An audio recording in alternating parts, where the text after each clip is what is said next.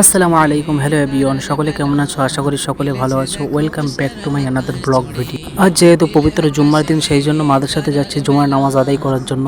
মাদ্রাসায় যেতে যেতে এই মাঠটা আমার চোখে পড়লো, সেই জন্য এখানে কিছুক্ষণ দাঁড়ালাম। তারপরে মাদ্রাসার দিকে রওনা দিলাম।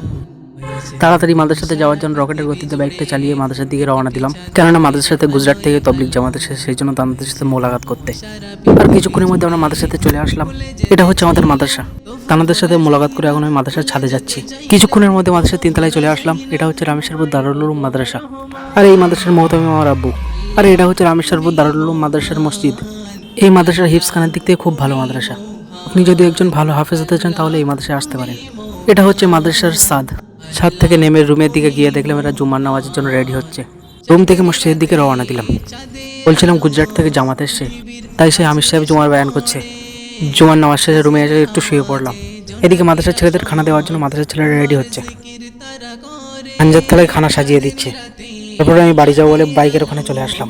মাদ্রাসা থেকে কিছু দূর আসতে দেখে মোটরসাইকেলে তেল নেই, তাই মোটরসাইকেলটা নানার বাড়ি রেখে নানার 3 কোটি টাকার কেটিএমটা নিয়ে বাড়ির দিকে রওনা দিলাম। আমার নানার বাড়ির এখানকার এই রাস্তাটা কতটা খারাপ দেখো।